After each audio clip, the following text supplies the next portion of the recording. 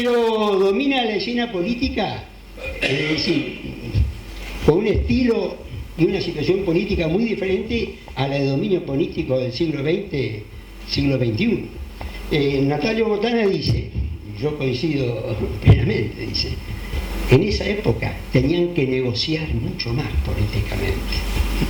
Tenían que negociar con cada gobernador, tenían que negociar en el Congreso. Es decir, es cierto, era la democracia de los notables, la democracia de las élites, pero dentro de las élites había que negociar mucho, conceder mucho. Es decir, era un poder no acotado popularmente, era un poder acotado, ¿no es cierto?, dentro de las élites. Por eso Roca era la figura central, pero cuando intentó ser presidente en 1892 no lo logró. Y con Pellegrini recurrieron a la alternativa incidental de la candidatura de Luis Sáenz Peña para impedir que llegara Roque Sáenz Peña. Pero el poder no le daban, que Pellegrini tenía la presidencia y Roca seguía manejando la Liga de Gobernadores como para imponerlo a Roca presidente. Y en 1898, esto es reconocido, Roca llega por un incidente, que es el peligro de guerra con Chile, que lo lleva a Pellegrini a renunciar públicamente a su candidatura, argumentando que dado el peligro de guerra con Chile, el argentino más preparado para manejar las circunstancias era Roca. Si tampoco era que eso hubiera surgido de un consenso importante.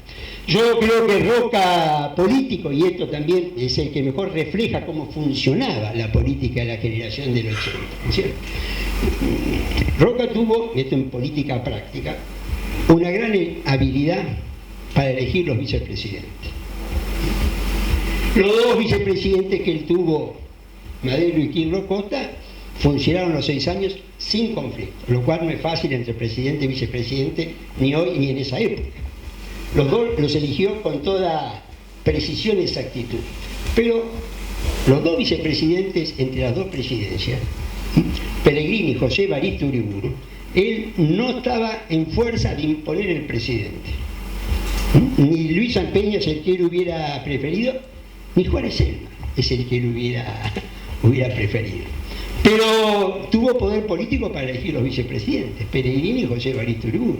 Y en ambos casos la crisis política le permitieron a Roca recuperar poder porque los dos vicepresidentes estaban alineados con él. Cuando Roca, con los años, perdió esa sensibilidad del papel de vicepresidente, perdió el poder.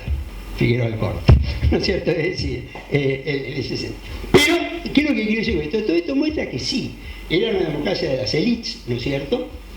Pero era una élite en la cual había que negociar, no había un caudillo, ¿no es cierto? Un caudillo que concentraba todo el poder. En cuanto Roca y la generación del 80, muchos, ¿no es cierto?, de la generación del 80, empezando por Vicente Fidel López, criticaban cómo con Roca había bajado la calidad de la dirigencia política. Recuerden la carta del 80, ¿no es cierto? No, dice acá, con Roca ha llegado al poder una cantidad de gente que no pertenecen a la élite, ¿cierto? En gran medida esto tenía que ver con la élite porteña, es decir, en gran medida en este sentido. Pero consideraban que había habido con el roquismo el acceso de gente al poder que no pertenecían a lo que ellos consideraban la élite, digamos, nacional, que estaba identificada con la élite porteña, ¿no es cierto?, en ese momento. Lo criticaban por dar demasiada importancia a los mecanismos electorales, o a la máquina electoral, como la llamaba muchas veces, ¿no es cierto?, Pellegrini. En realidad la crítica era porque era un sistema político donde elementos populares jugaban un papel más relevante en la medida en que esa máquina política se articulaba desde el poder y con una, ¿no es cierto?, con una clientela, lo que hoy llamaríamos, ¿no es cierto?, los punteros en materia, ¿cierto?, en materia política.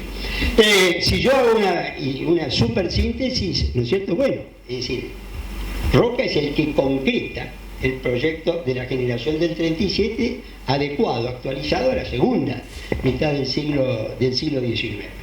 Y hay dos leyes de Roca en su primera presidencia que para mí son muy importantes y simbólicas. Roca, presidente, manda el proyecto de ley que hace sancionar con la mayoría parlamentaria que tenía, en función de la cual el Estado publica los 52 tomos de las obras completas de Sarmiento, en vida de Sarmiento. Manda el proyecto de ley por lo cual el Estado edita, ¿no es cierto?, igual los 27 tomos de las obras completas de Alberdi, también en vida de Alberdi. Esto en alguna medida es simbólico, pero también me parece que en alguna medida muestra ese, ¿no es cierto?, ese reconocimiento que el aporte intelectual de un Alberdi y un Sarmiento tenía mucho que ver con lo que estaban haciendo. En modo alguno se plantea una ruptura generacional, lo que se plantea es una continuidad, ¿no es cierto?, sucesiva dentro de este proceso. Yo agregaría, ¿no es cierto?, y no quiero extenderme, ¿no es cierto?, mucho más en este tema, un Roca San Peña, es decir, es generación del 80, por su actuación es generación del 80. Empieza a actuar ya en el gobierno de Juárez Shellman, había sido legislador antes plenamente. Es decir, dentro de esta misma generación del 80 hay líneas internas, como se mencionaba, sectores más renovadores, sectores más conservadores, más liberales, menos, ¿no es cierto?, menos liberales, ¿no es cierto?, dentro de un conjunto que al mismo grupo católico tan opuesto a la política laicista tampoco podemos separarlo absolutamente como desvinculado de la generación del 80. Yo diría que más, como diríamos hoy en la política contemporánea, una línea interna, ¿no es cierto?, discrepaban con este punto, pero en otra cantidad de cuestiones coincidían. La idea del progreso coincidía, lo que pasa es que la hacían compatible con, ¿no es cierto?, la herencia hispana y la herencia católica. Todo esto a su vez tiene momentos, ¿no es cierto?, de choque y de conciliación. En esto para mí es muy clara la diferencia entre la primera y la segunda presidencia de Roca, aunque es el mismo personaje. En la segunda presidencia lo que vemos, la recomposición de relaciones con el Vaticano, cierra el conflicto que se ha abierto en la primera presidencia, cierra el conflicto con la Iglesia, y lo que vemos son los gestos hacia España.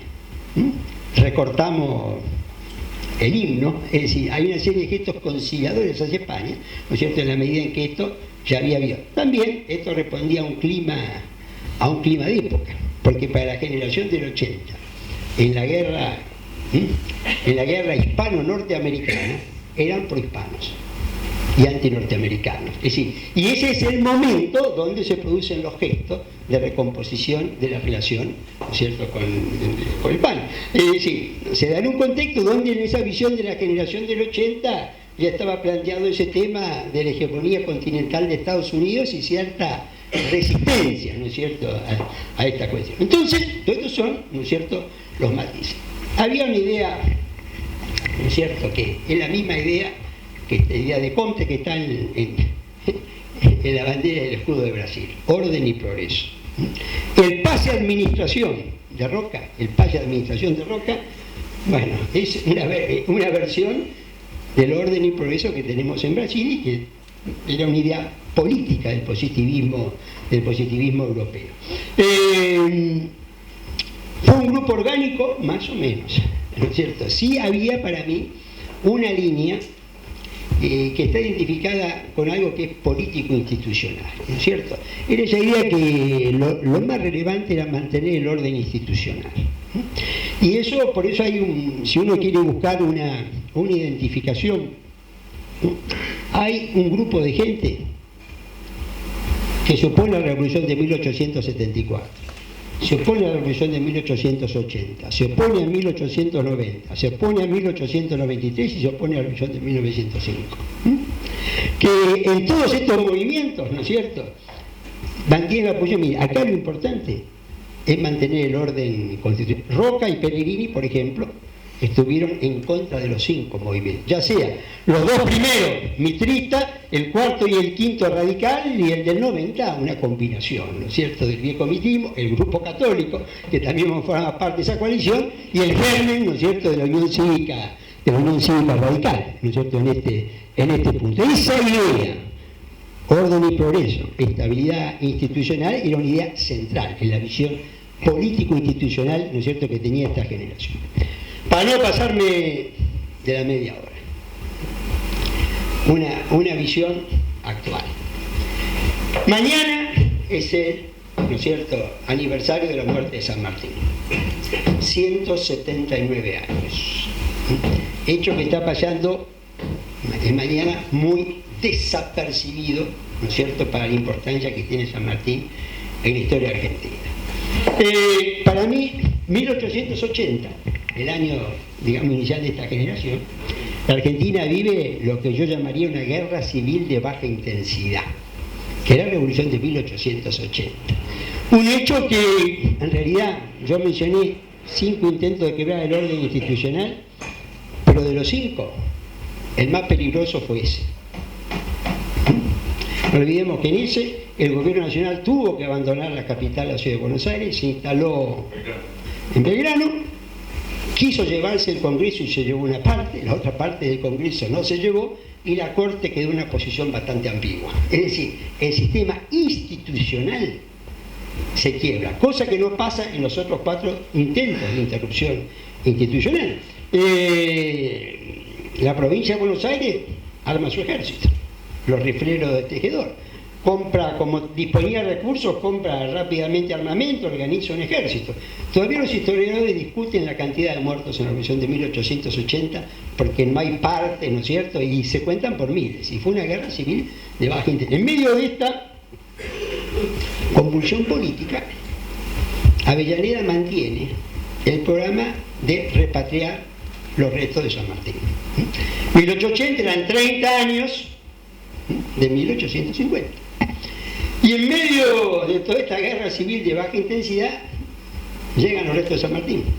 Las dos partes hacen un cese de fuego y los líderes de las dos partes participan de la misma ceremonia de recepción, ¿no es cierto?, de los restos de San Martín.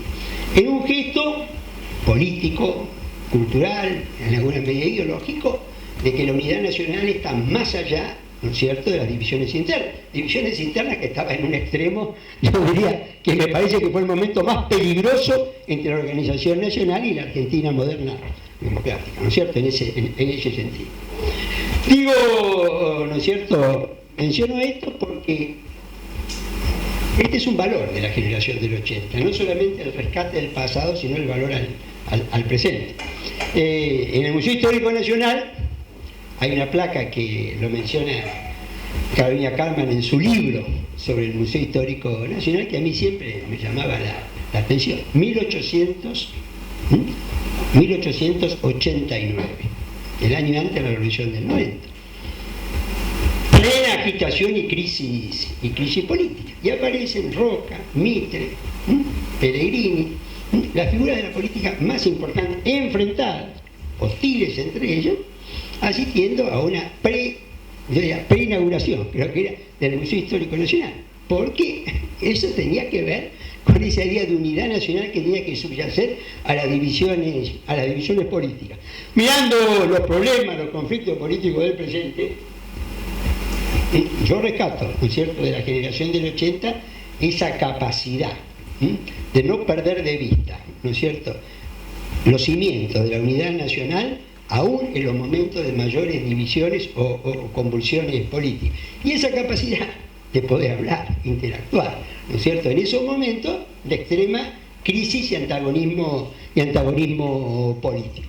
Entonces, bueno, con esto concluyo. La generación del 80 no fue perfecta, ninguna obra o liderazgo humano es perfecta, pero creo que logró una entrada de la Argentina en la modernidad, y no solamente en la modernidad económica, en la modernidad educativa, y que además, en términos de democracia o no democracia, y acá me parece que es un tema que a veces no se profundiza suficiente, había en el tema de la apertura electoral, nadie la discutía.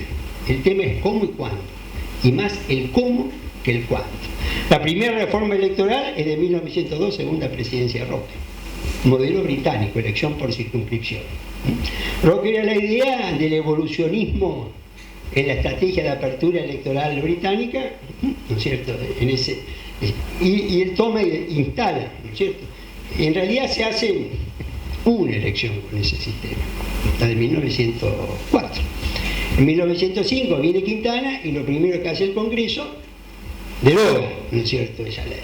Esa ley se discute si servía o no servía. Bueno, servía para ese concepto evolutivo. Por eso, la elección de Alfredo Palacio, primer diputado socialista de América Latina por la Boca, lo que demuestra que era un sistema que producía cambios.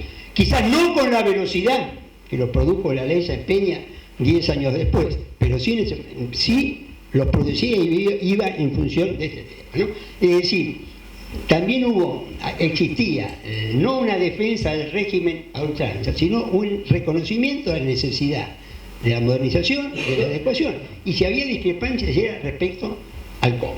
Bueno, dejo acá, agradezco mucho y pasemos a los comentarios o preguntas de ustedes.